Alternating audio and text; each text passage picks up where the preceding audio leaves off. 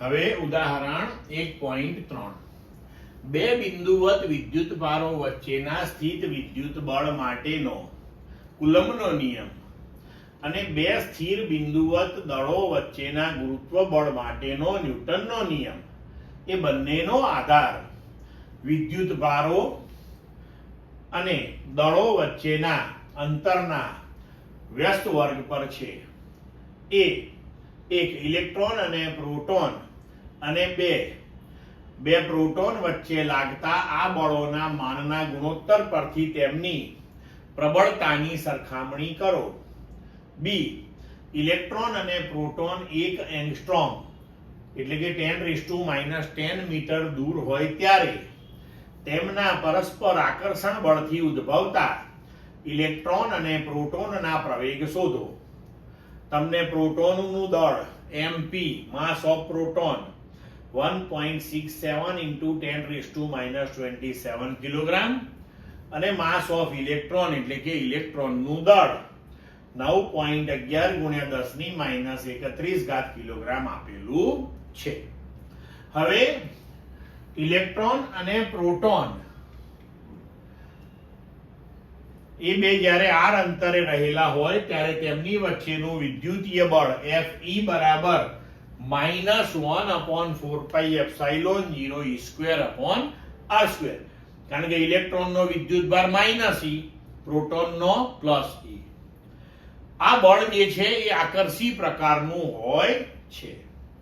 હવે જો આ બંને વિદ્યુતભારો ઇલેક્ટ્રોન અને પ્રોટોન એકબીજાથી r અંતરે હોય તો તેમની વચ્ચે લાગતું ગુરુત્વાકર્ષી બળ જે હંમેશા આકર્ષી બળ હોય છે અને આકર્ષી બળ જે છે એને પરંપરાગત રીતે ઋણ નિશાનીથી રજૂ કરાય છે. તો Fg બરાબર -G mp_me/r². હવે આ બેનો આપણે મૂલ્યનો ગુણોત્તર લઈ લઈએ. તો Fe/Fg આ બંનેનો ગુણોત્તર લઈએ તો r² કેન્સલ થઈ જશે. તો e²/4πε0 Gmpme 1/4πε0 ને તમે k લખી શકો તો ke²/Gmpme. હવે બધા મૂલ્યો આપણે અહીંયા ગોઠવી દઈએ. તો k નું મૂલ્ય 9 × 10⁹, e નું મૂલ્ય 1.6 × 10⁻19 એનો square, g 6.67 × 10⁻11, mass of proton 1.67 × 10⁻27, mass of electron 9.11 × 10⁻31. હવે જ્યારે આને તમને ઉકેલશો તો તમારો જવાબ આવશે 2.267 × 10⁻39 અથવા તો 2.3 × 10⁻39. એટલે કે આપણે અહીંયા કહી શકીએ કે ઇલેક્ટ્રોન અને પ્રોટોન વચ્ચે પ્રવર્તતું વિદ્યુતીય બળ જે છે એ ગુરુત્વાકર્ષી બળ કરતા 10⁻39 ગણું પ્રબળ છે. હવે r અંતરે રહેલા બે પ્રોટોન વચ્ચે લાગતા વિદ્યુત બળ અને ગુરુત્વ બળનો ગુણોત્તર. તો આગળ આપણે પ્રોટોન અને ઇલેક્ટ્રોન લીધું હતું તો એમાં અહીંયા માસ ઓફ ઇલેક્ટ્રોન ને માસ ઓફ પ્રોટોન આવતું તો બે પ્રોટોન લીધા તો બંને પ્રોટોનનું દળ લેવું પડશે. વિદ્યુતભાર તો પ્રોટોનનો એનો જ રહેવાનો છે ઇલેક્ટ્રોન જેટલો જ. એટલે આગળના સમીકરણમાં ખાલી me ની જગ્યાએ તમારે અહીંયા mp લેવાનું. એટલે આપણું સમીકરણ બને કે e²/Gmp². હવે અહીંયા પાછા મૂલ્યો ગોઠવી દઈએ આપણે. k નું મૂલ્ય, e નું મૂલ્ય, g નું મૂલ્ય અને પ્રોટોનનું દળ અને આના વર્ગ. હવે આને ઉકેલીશું તો જવાબ આવશે 1.3 × 10⁻36.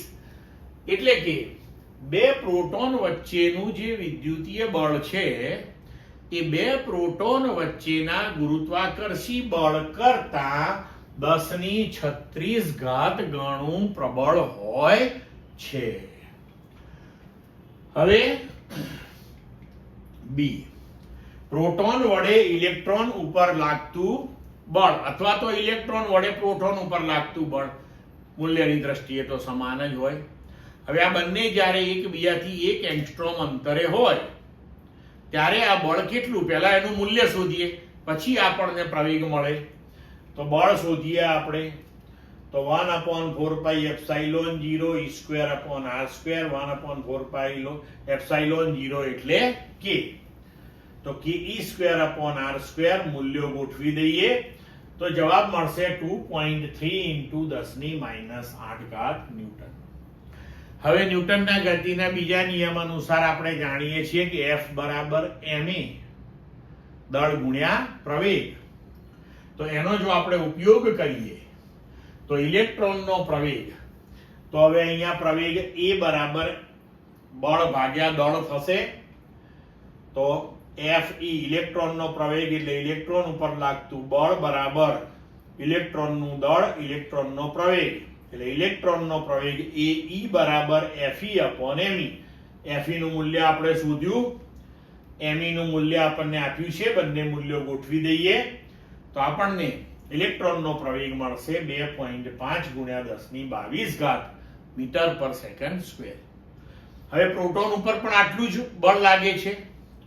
તો પ્રોટોનનો પ્રવેગ, તો અહીંયા સમીકરણની અંદર આપણે પ્રોટોન ઉપર લાગતું બળ, માસ ઓફ પ્રોટોન અને પ્રોટોનનો પ્રવેગ, તો પ્રોટોનનો પ્રવેગ બરાબર બળ ભાગ્યા પ્રોટોનનું દળ, બળનું મૂલ્ય પ્રોટોનનું દળ, તો આપણને જવાબ મળશે 1.4 × 10⁻19 મીટર/સેકન્ડ².